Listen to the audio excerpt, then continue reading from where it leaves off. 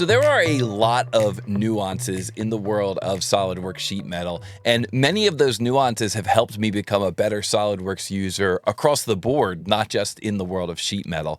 And one of those nuances is what I like to call the soft relationship that occurs when you do a convert entities command. Now, let me show you what this looks like in the world of non-sheet metal first, and then we'll go back and we'll talk about how this works in the world of sheet metal. So you can see here that I've created these two circles. I'm going to make these circles horizontal to one another, and I'm going to extrude them. And now on the front plane of this model, so you see this front plane here, let me just show the front plane. What I'm going to do is I'm going to begin a sketch, and I'm going to take this edge here, and I'm going to choose convert entities, and I'm going to take this edge here, and I'm going to choose convert entities. Now, what is convert entities? Well, convert entities is basically saying if we're looking at this thing from a front view, take that edge and trace it into the current sketch.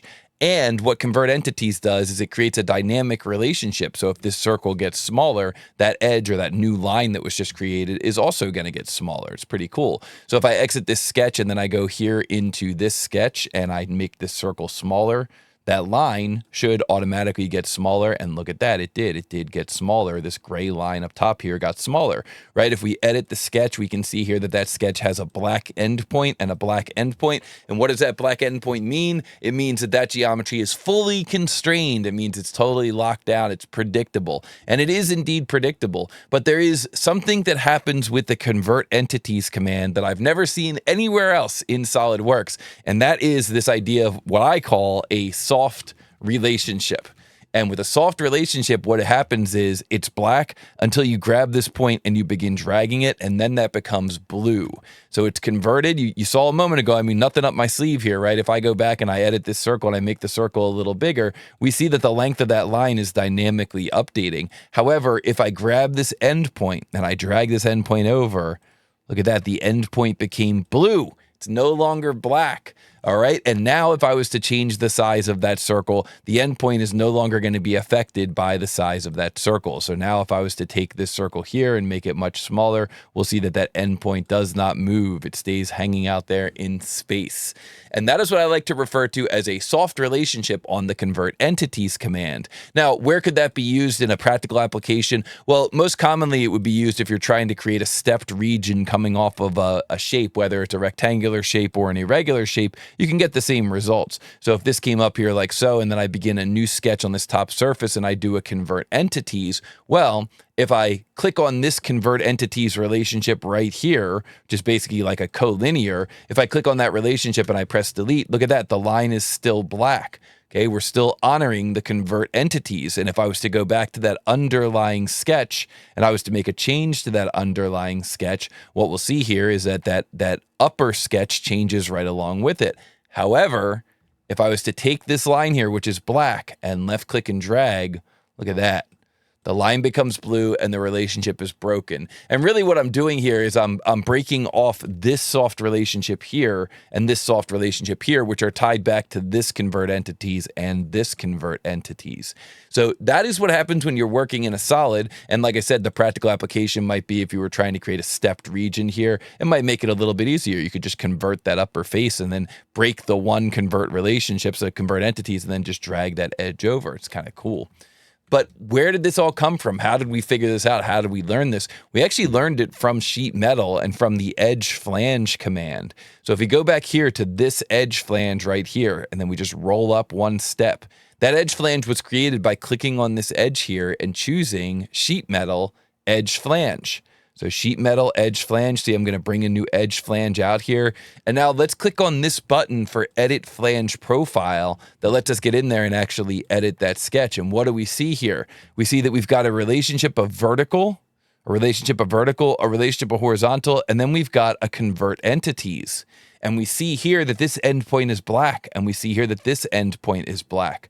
But remember, when you do a convert entities on an edge, you're creating that kind of soft relationship to the endpoints. And what that means is if we grab this endpoint here and we drag it over, look at that, we're able to break that relationship apart, and now we're able to get in there and add a dimension. So the endpoint will retain its location relative to the underlying edge. Like this is the underlying edge here, this is the endpoint. That endpoint is black, and it'll always maintain a relationship. If I was to take this whole section here and move it over this way, that endpoint's going to move with it because the endpoint is black because I haven't dragged it off yet. But once you drag that off, you break that relationship, and now it's just going to be free to float out in space. And that's very useful with sheet metal because a lot of times when you do make an edge flange, you want to do exactly what we did here. Now, some other nuances that kind of occur there that are good to know about are if we roll back here, if we click on this edge and we go edge flange, we go to bring this out here, we say edit flange profile, and we try to add a dimension between these two lines, it's not going to work. It's going to be a driven dimension. So look at that. Or it'll error. Like I have that error turned off that says this dimension will be driven, or this dimension would make the sketch over-defined. Do you want to make it driven? I said, yes, make it driven and don't show me again. But you notice here that shows up as driven. However, if I delete that dimension, if I hit escape here, and then I take this line and I move this line over, now I can go in and add a dimension, and that dimension is going to be driving. So we'll make this 1.75 driving.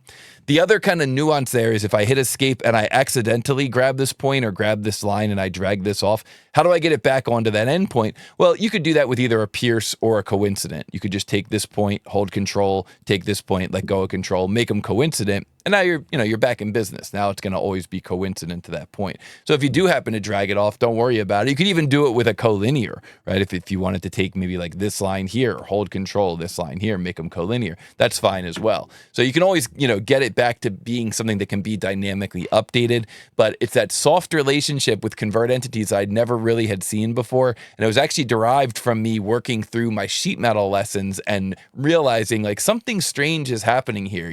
I do an edge flange, and when I do the edge flange, that line is black. Do an edge flange here. When I do the edge flange, that line is black, but then somehow I'm able just to grab that point and drag that off. That's so weird. Does that only work in sheet metal, or does it work in other areas of SolidWorks? And so I kind of went through and tested it in some other areas and learned that it worked there as well. So that's going to do it for today's power move. If you learned anything cool from this video, be sure to let me know down below in the comments. If you are new to the world of sheet metal or interested in learning more about sheet metal, be sure to check out our brand new training class, Sheet Metal 101, Sheet Metal Fundamentals. We got everything in there you need to know how to create sheet metal parts, create sheet metal drawings, create sheet metal flat patterns, and a lot more. I'll include links down below in the description for that training. And if you enjoyed this video, be sure to hit the like button, be sure to subscribe, and I'll see you in the next TooTallToby Power Moves.